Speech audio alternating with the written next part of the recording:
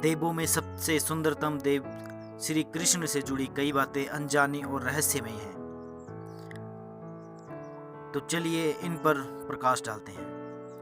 नमस्कार दोस्तों, आप देख रहे हैं टर्न ऑन हिस्ट्री। मैं आपका होस्ट एंड दोस्त मोहित खरोटिया। आज की हमारी ये वीडियो भगवान श्री कृष्ण के जीवन की कुछ ऐसी अनजाने रहस्यमयी बातों से पर्दा उठाएंगे जो शायद ही आप ना जानते हो या जिसके बारे में आज तक आपने सुना ही ना हो। भगवान श्री कृष्ण के खड्ग का नाम नंदक, गदा का नाम कुमोदकी और शंख का नाम पांचजन्य था जो गुलाबी रंग का था। भगवान श्री कृष्ण की परदादी मारीसा व सौतेली माँ रोहिणी नाग जनजाति की थी। जी हाँ, वही रोहिणी माँ जिसका पुत्र बलराम था। भगवान श्री कृष्ण के परम धागमन के समय ना तो उनका एक भी बाल श्वेत था और ना ही उनके शरीर पर कोई भी झुर्री थी। भगवान श्री कृष्ण के धनुष का नाम सारंग व मुख्य आयुध चक्र का नाम सुदर्शन था।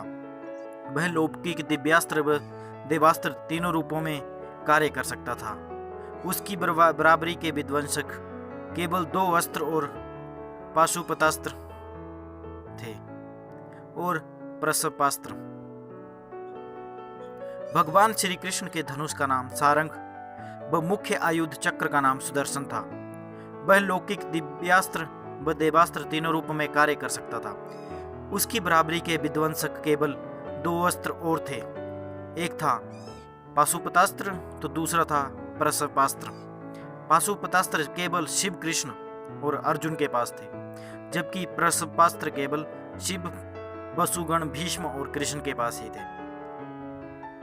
भगवान श्री कृष्ण से जेल में बदली गई यशोदा पुत्री का नाम एकानंशा था, जो आज विंध्यवासिनी देवी के नाम से पूजी जाती है।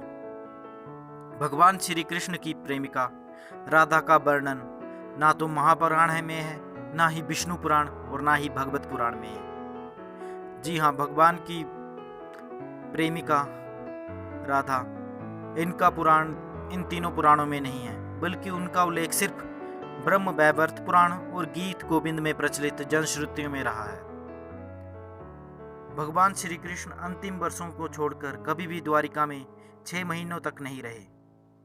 जैन परंपरा के मुताबिक भगवान श्री कृष्ण के चचेरे भाई तीर्थंकर नेमिनाथ थे, जो हिंदू परंपरा में घोर अंगिरस के नाम से प्रसिद्ध है। भगवान श्री कृष्ण ने अपनी औपचारिक शिक्षा उज्जैन के संदीपिनी आश्रम में मात्र कुछ महीनों में ही पूरी कर ली थी। ऐसा माना जाता है कि घोर अंगिरस अर्थात नेमिनाथ के यहाँ रहकर भी उन्होंने साधना की थी।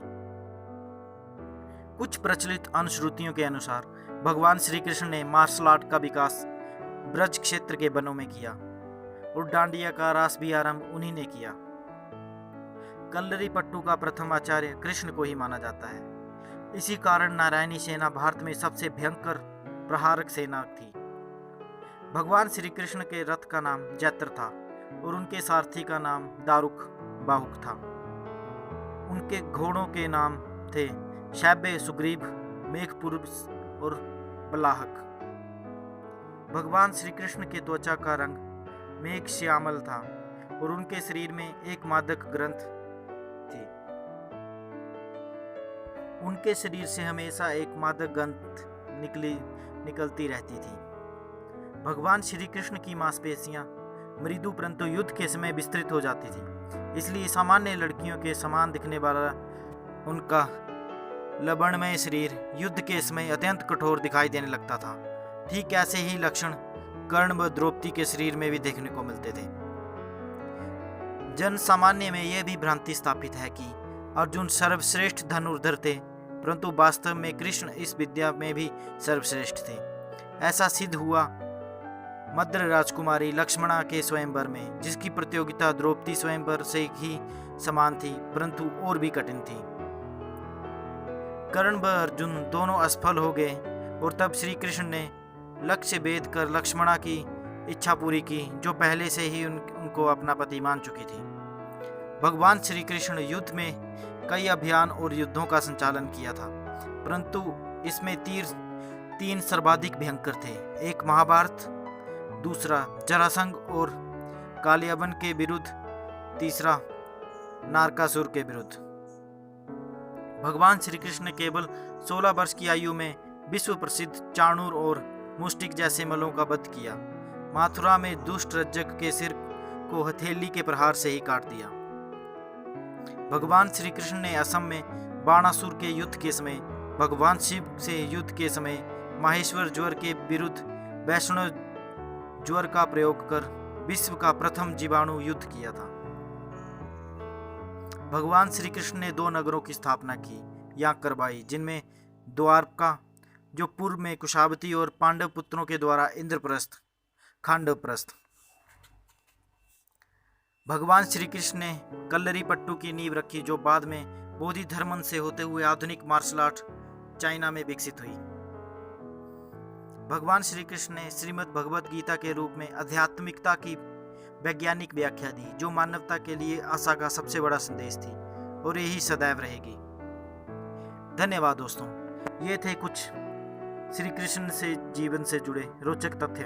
उम्मीद है आपको वीडियो पसंद आई होगी। चैनल को सब्सक्राइब कर दें और वीडियो को शेयर कर दें।